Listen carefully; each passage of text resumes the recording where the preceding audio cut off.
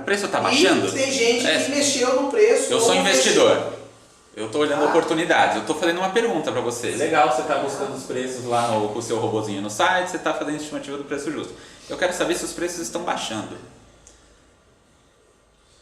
Qual teste o que eu rodaria, o que eu levaria para essa análise estatística?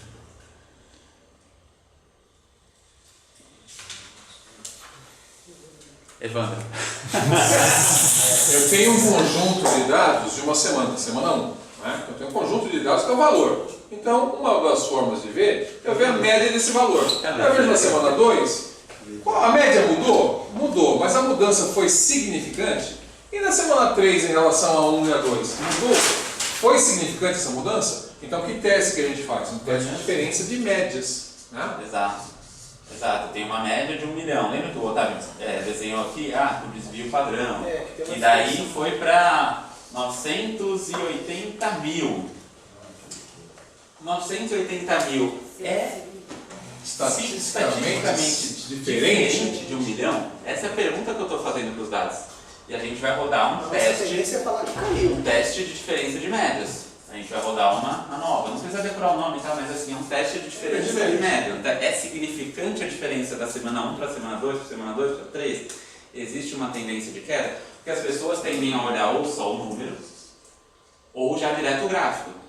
Né? Exato, tem a tendência. Por quê? Porque bate o olho no gráfico. Daí você muda a dimensão do gráfico, muda a interpretação, né? Outlier estatística. Aquela coisa do valor mais alto, do valor mais baixo, o valor central também, isso eu sei que a média ela já encurta, mas olhar para isso também ajuda. Então, testes de diferença de média, eles levam em conta basicamente 3 fatores. Isso, né? O tamanho do banco, o N, a variância, menor, e o desvio padrão, que é para corrigir esses. Então, assim, de repente na semana 1 tem um imóvel muito mais alto e ele caiu muito. Aí vai ter um desvio padrão menor, e aí deixa de ser significante. Lembra aquele gráfico que eu fui mostrando, a fórmula da variância? Se está todo mundo exatamente em cima da média, como se fosse todos os pontinhos em cima da reta, não tem variância nenhuma. Mas, se tem todo mundo aqui, quase não mudou o preço, está todo 1 milhão e foi 1 para 700 mil. Um caso, esse cara vai jogar a média geral para baixo.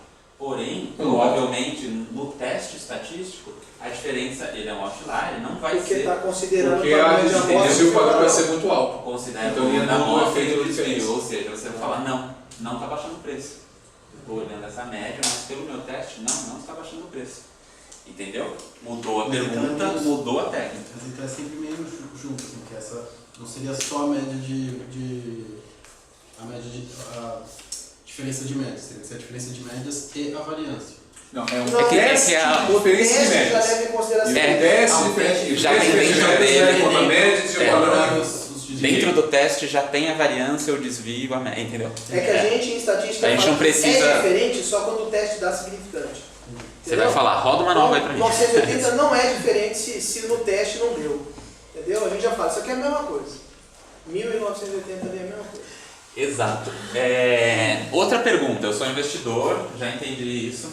Se eu quero descobrir se existe uma oportunidade. Se existem números que estão abaixo... Você é meu analista de dados, eu tenho milhões para investir, me dá a resposta, tem uma oportunidade? Onde eu ponho meu dinheiro?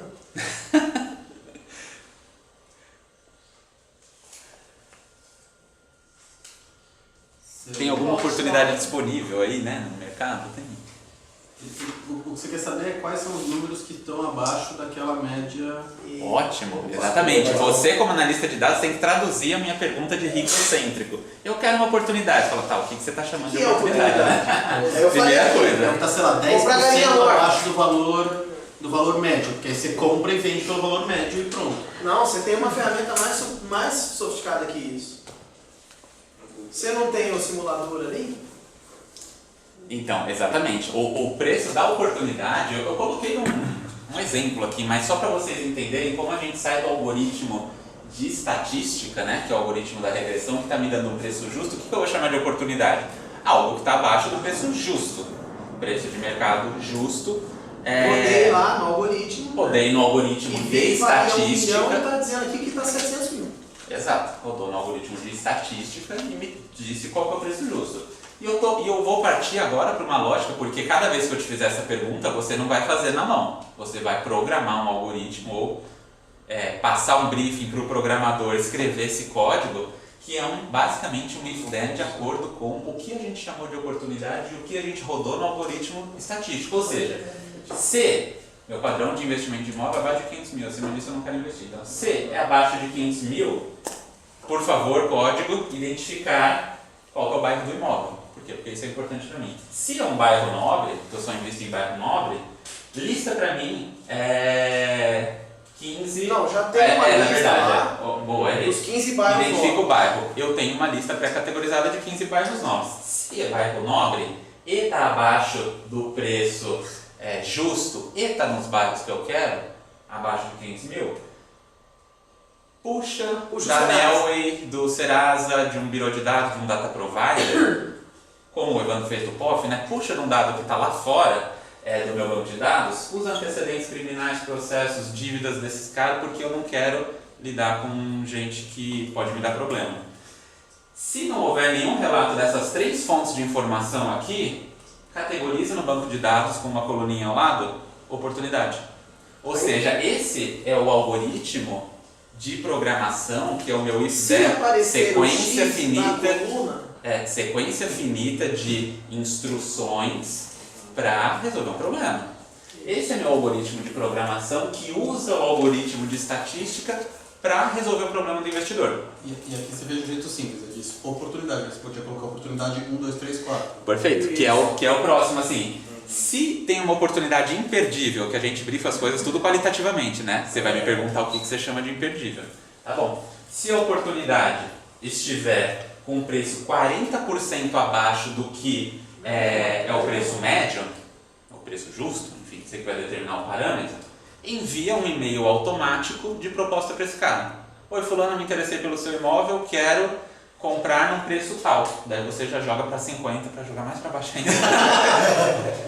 E você começa, óbvio, você não vai tirar o dinheiro do bolso automaticamente, mas você já começa a criar um padrão de... Ou dispara para mim no meu WhatsApp de qual é para eu fazer o contato com o cara. Entendeu? Você está fazendo a captura de dados. Dispara um e-mail preenchido para você só copiar e colar e... Olha que legal a lógica. Você está fazendo uma captura de dados, você está fazendo, na lógica, se a gente fosse fazer isso processualmente ali na programação, você está fazendo um processo de ETL, que a gente chama, que é extract, depois eu posso passar algumas referências para vocês, que é extract, eu estou puxando isso dos sites. Isso. ETL, transform o dado e depois load. Load é o quê? Joga esse banco de dados do Evandro de uma forma que o meu algoritmo possa rodar.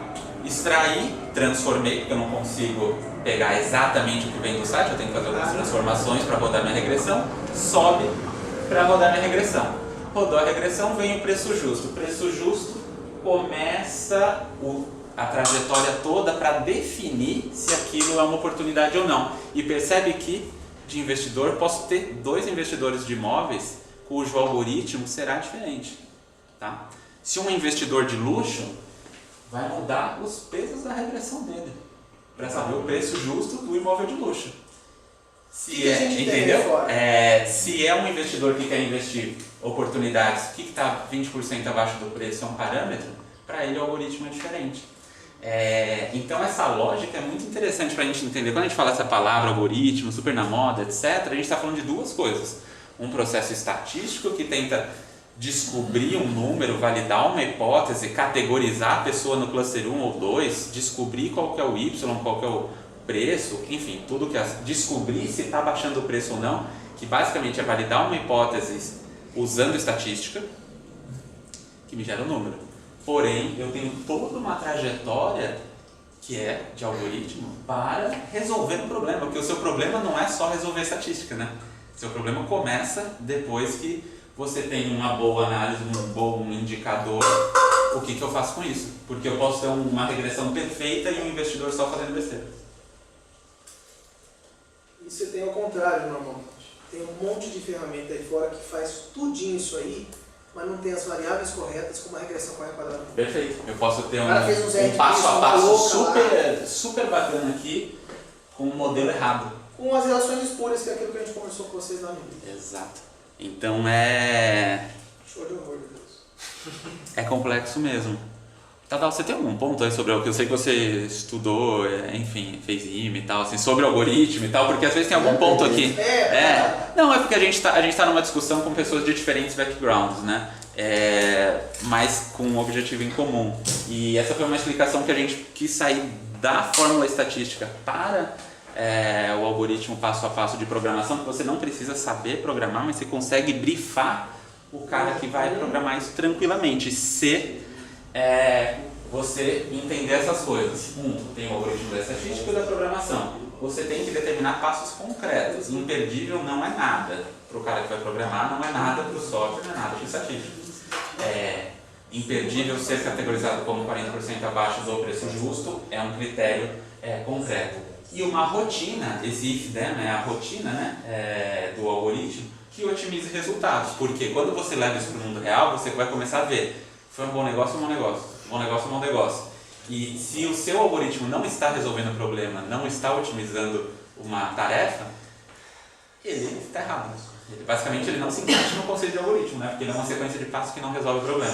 Então, são os 3 pontos básicos aqui que a gente tem que usar para pensar esse assunto, tá?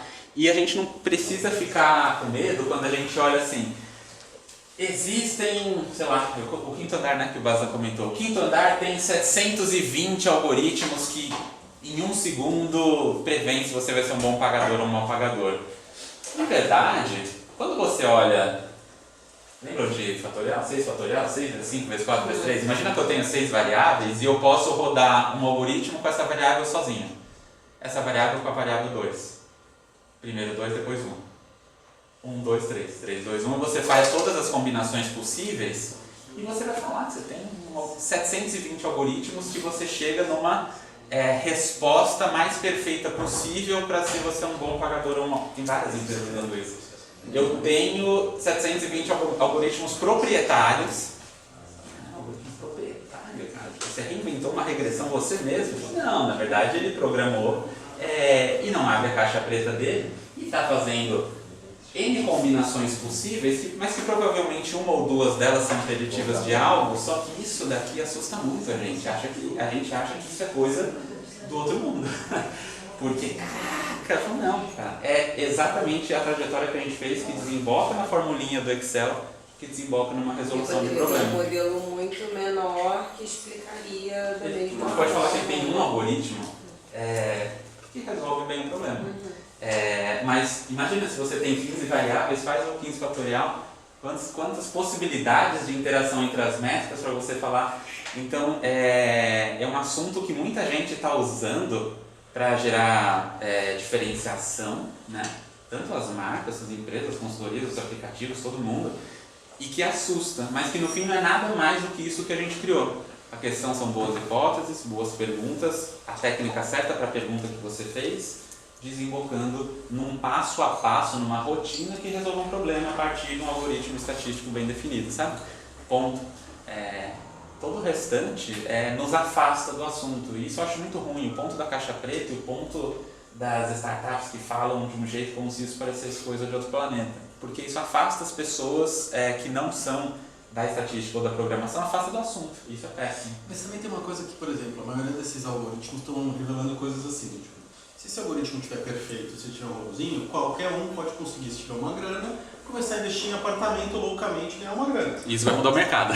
Isso mudaria o mercado, uma coisa assim. Mas até mudar já ganha muito dinheiro. Até isso, então. Quando você fala assim, putz, eu sei, eu estou pensando as hipóteses e tudo mais, vai chegar uma hora que você vai precisar de um programador. Certo? Sim. Por isso que normalmente esse programador acaba virando sócio, né? Ou a pessoa acaba tendo que aprender sua própria programação para não dividir isso, né? Mas assim, se você sabe fazer um briefing muito bom, exatamente detalhado, ó, esse vai ser o algoritmo estatístico, esse vai ser o if-then, etc. Você contrata esse serviço sem trazer o cara para uma sociedade de algo que ele só vai operacionalizar algo que você pensou. Entendeu? Então, mas o ideal traz para a sociedade. Não sei. Depende do seu modelo de Normalmente é negócio. isso. Tem um cara de negócio, um cara de tecnologia, normalmente é isso. Mas assim, o cara da tecnologia não pode ser o detentor único do conhecimento algorítmico. Porque não é. Uma questão de hipóteses, validação estatística e rotina que otimiza.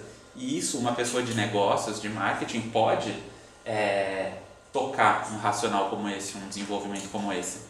É que normalmente a gente terceiriza para o cara da tecnologia. Toca tudo aí, vê um algoritmo bom aí. E várias empresas, a gente tem conversado com algumas fintechs, o meu diferencial vai ser usar a inteligência artificial para mudar a experiência do consumidor.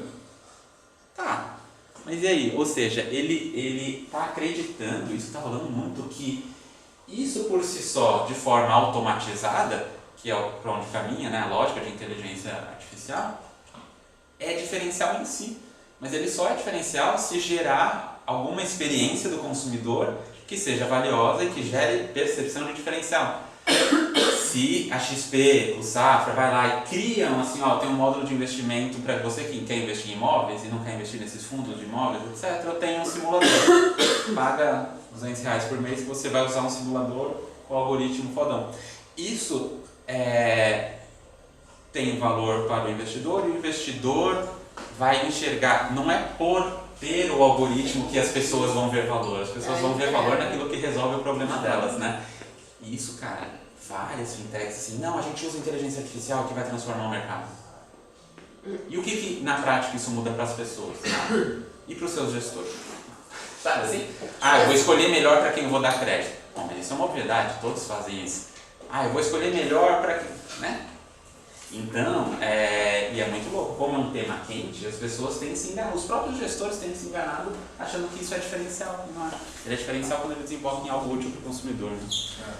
Eu acho que o problema é isso que o Diego disse agora, foi interessante. Pô, obrigado. Não é combinado, essa foi uma reunião, assim, que eu sou meio incrédulo ainda com exato. muitas coisas, tá? Principalmente modelagem de negócio usando isso daqui. Era uma fintech dessas... a ferramenta de análise, extração, é muito fácil. Aí o cara sentou assim na frente da gente e falou assim, eu quero um algoritmo que olhe dados não estruturados, por exemplo, como o cara se comporta no Facebook. A foto no Facebook. Foto a camisa do Corinthians deve ser... Então, assim, mas eu quero entender o seguinte, olha o que eu quero saber. Eu quero saber o seguinte, eu quero que o algoritmo identifique assim, pelo padrão de consumo, onde ele vai, quando ele viajou e tal, se ele tem capacidade para ter meu cartão de crédito, de forma que ele compre, use o limite, não pague 60, 90 dias. Não, a frase que ele falou, eu quero que esse cara esqueça de pagar. Ele vai pagar. Mas que ele pague em 90 dias, que eu não posso ter default. Mas se ele esquecer alguns dias, pra mim isso é muito bom. Então eu só ganho dinheiro quando o cara se esquecer. Ele está criando um modelo de negócio baseado, não é enganar o cliente, mas de verdade, cara, você ganha dinheiro se o cara esquecer de pagar. E ele quer um algoritmo que preveja se o cara vai esquecer de pagar e que vai ter... Cara, uma merda, o seu negócio está tudo errado. Esse cara, ele vai usar o seu crédito, ele vai atrasar duas faturas e ele vai pagar na terceira sem te dar muito problema, porque eu vou ganhar 14% ao mês de juros. Mas se ele pagar em dia, eu não ganho nada. Se ele não pagar nunca, eu não ganho nada. Ou seja, ele tem que esquecer. Esse é o meu problema. Eu falo, cara, o seu problema é de negócio. O seu produto é ruim, a sua proposta de valor é ruim. E ele estava achando que era um problema de algoritmo. Não é um problema de algoritmo. Você tá querendo que seu algoritmo descubra uma coisa que, é super borderline de ética, assim, você ganha dinheiro só no esquecimento. E 2, cara, isso, mesmo que eu chegue no algoritmo e preciso disso, isso tem tempo curto de vida, assim, vai dar problema, não se sustenta. Então, mas ele tinha nítida certeza que os modelos de inteligência artificial vão fazer minha fintech bombar. Falei, não, cara, você não tem proposta de valor. Entendeu? Então, o hype desse assunto tem feito os gestores se encantarem e perderem a mão do que realmente importa, né? Você primeiro tem um produto que é bom para depois buscar um algoritmo que, né, otimize. Otimize o quê? O esquecimento? Daí não dá. E assim, briefing real, super empresa com milhões de investimento por trás, aquela coisa. O Evandro ficou triste. Quase que eu joguei lá no pé. Mas não é aquela coisa do dado pelo dado, do tipo, a máquina vai trabalhar por mim e essa operação de eu vou trabalhar menos, sei lá. Quando um cara vem assim procurar um serviço de vocês, não é essa sensação que vocês ficam? Tipo... Não era preguiça, assim, nada disso. Era... Não, o cara é estatístico. Ele estava convicto que inteligência artificial era um diferencial, só que é um diferencial pro próprio umbigo, né? Ele está olhando pro próprio umbigo dele, ele não tem diferencial de produto. É péssimo isso, tá? Vamos dar um intervalinho? Já já a gente volta engatando a continuidade. Só uma coisa assim desse daqui, às vezes não é que é a preguiça que está fazendo isso.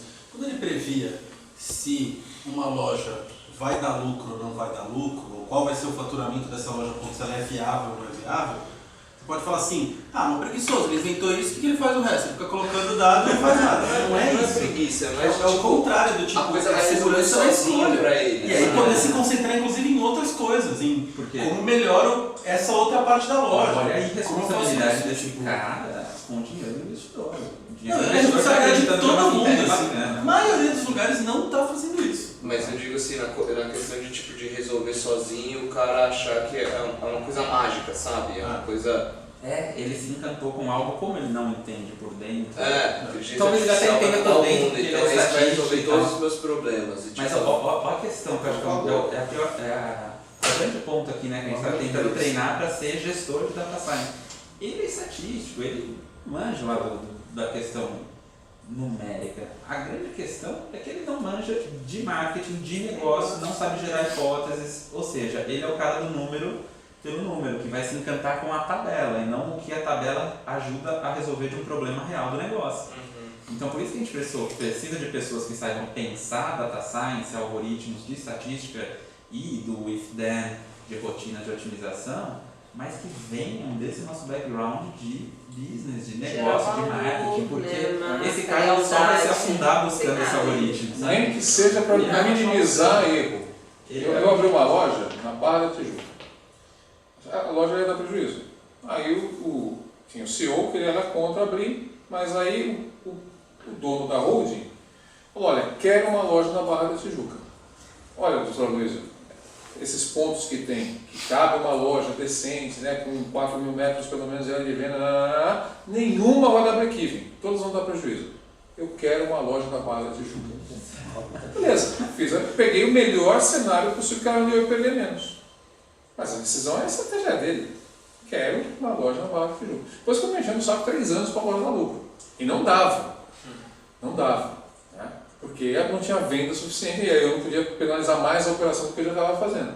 Mas serviu para eu decidir, dentre os espaços que eu tinha, ter o menor prejuízo Mas possível. se apesar de alguém falar, eu quero ter na Barra da Tijuca, uma vez que dá prejuízo, tem algum outro dado que ele poderia usar para dizer assim, eu quero porque isso vai fazer com que as outras lojas vendam mais? Não, é porque ele é mineiro, mas viveu muitos anos no Rio de Janeiro, gosta da Barra da Tijuca, acha que é um puta lugar, quero ter minha loja lá. Ele tem 86 empresas. O cara tem um patrimônio pessoal de 8 bilhões de dólares. Quero uma loja na Barra da Tijuca. É a mesma coisa que eu falo assim, vou comprar uma Montana, não dá payback, mas eu quero ter uma I10. Né? Daí você não pergunta a terceira vez se você gosta da sua empresa. Né? Então assim, ele fala assim, ponto nosso, né? Que é justamente essa racionalidade em cima de uma irracionalidade, porque o cara é todo. Exato. Que é só administrar revolta, quando o cara fazer isso. O cara pode ter uma estratégia por trás, que é, cara, eu quero ficar... Quer chegar lá e almoçar com o saco e falar, pô, você viu lá a loja do Motel Barra da Tijuca? É isso. Entendeu?